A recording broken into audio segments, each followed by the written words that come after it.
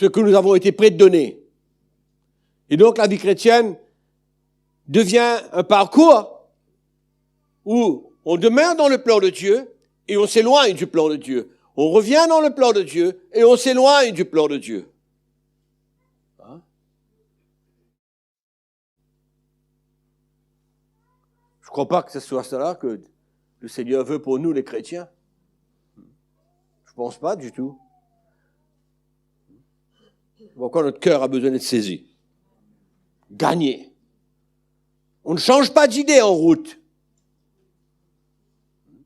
On laisse le Seigneur saisir notre cœur aujourd'hui et dans 2 mois, on change de route.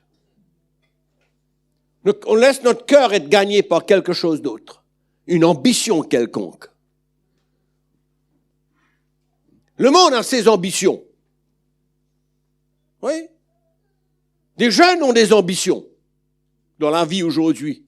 Mais attention que nos ambitions arrivent à nous emmener, à nous éloigner du plan de Dieu pour notre vie. Et là, c'est la catastrophe.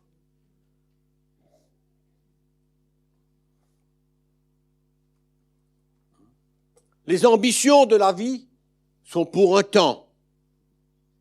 Il y a des choses qui sont éternelles.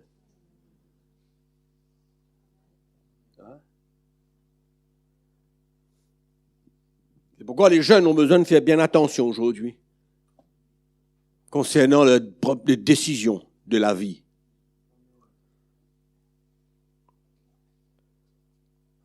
Il y a des décisions et des ambitions charnelles pour faire comme tout le monde.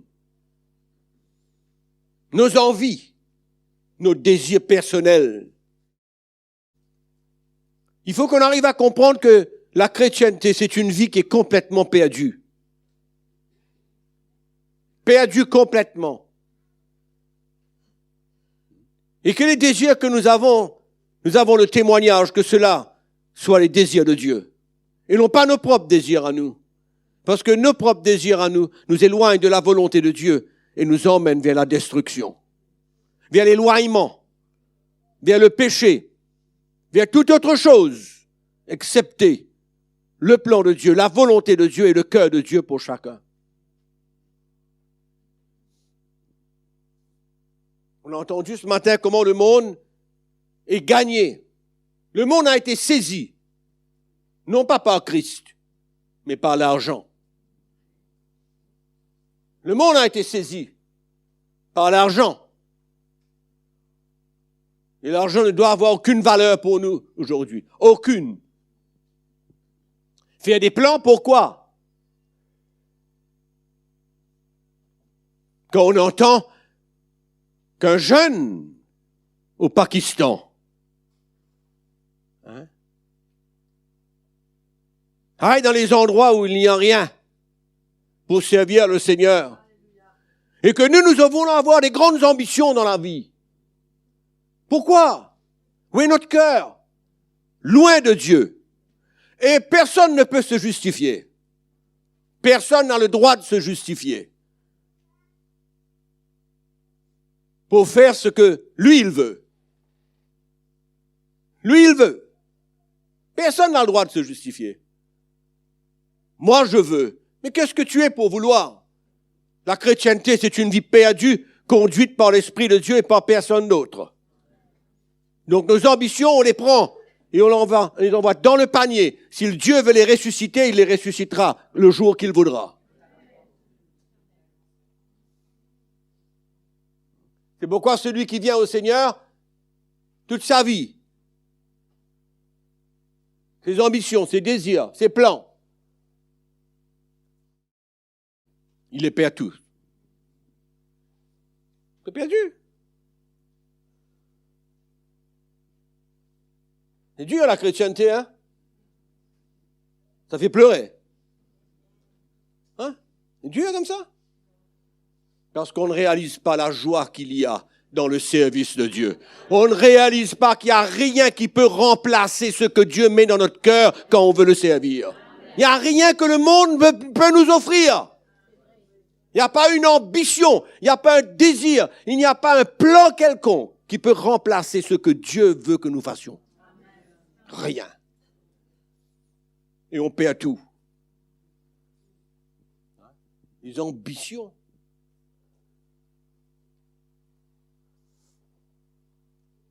Paul avait des ambitions. Il avait un plan. Non? Il était heureux dans ce qu'il faisait. Parce qu'il était ignorant. Dans son ignorance. Dans son ignorance de la vérité. Mais dans sa connaissance du judaïsme. Il a été ce qu'il a été avant sa conversion. Il avait de grandes ambitions, suivant les coutumes du judaïsme. Il était même un extrémiste. Mais quand Jésus a rencontré cet homme,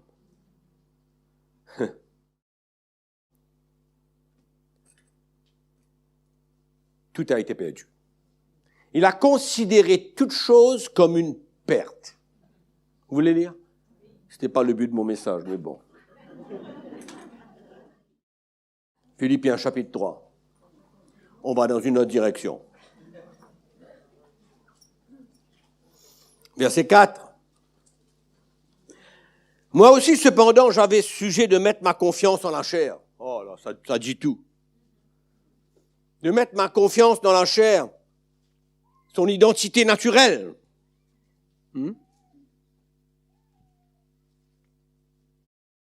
Son héritage. Toute sa confiance était là-dedans. Tout. C'était son plan. Et il le faisait avec détermination, il n'avait pas peur de prendre la vie des chrétiens. Tellement qu'il vivait par la conviction de ce qu'il connaissait. Si quelqu'un croit pouvoir se confier en la chair, je le suis bien davantage, bien plus. Je suis bien plus.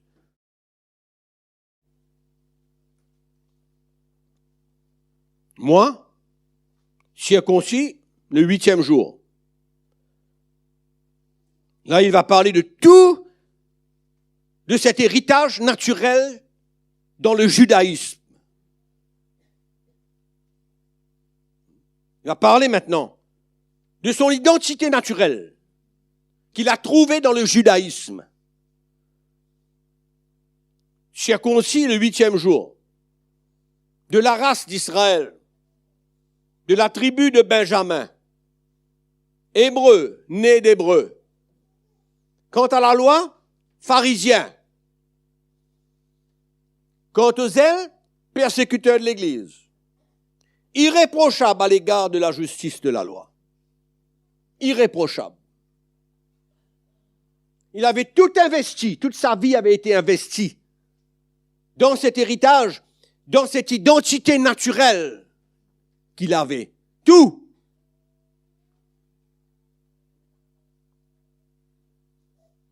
Il n'avait rien réservé.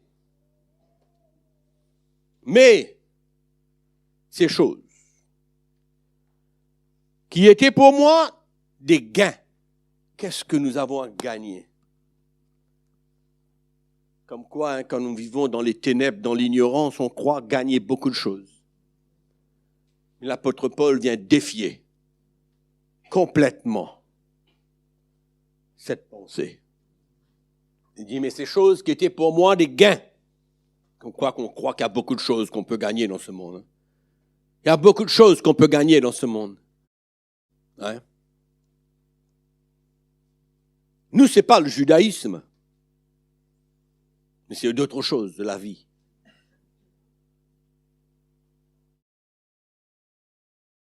Mais ces choses qui étaient pour moi des gains, je les ai regardées comme une perte à cause de Christ.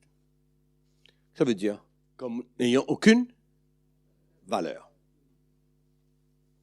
Il a mis un prix là-dessus. c'était soldé. 100% de réduction.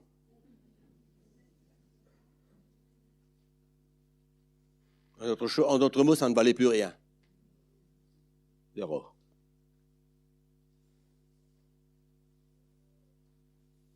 Quel échange. Là où il avait mis toute sa confiance, tout son cœur, toute sa vie, il a soudainement considéré tout cela comme ne valant rien. Rien. C'est ça la vie chrétienne. C'est ça le sentiment qui doit nous animer.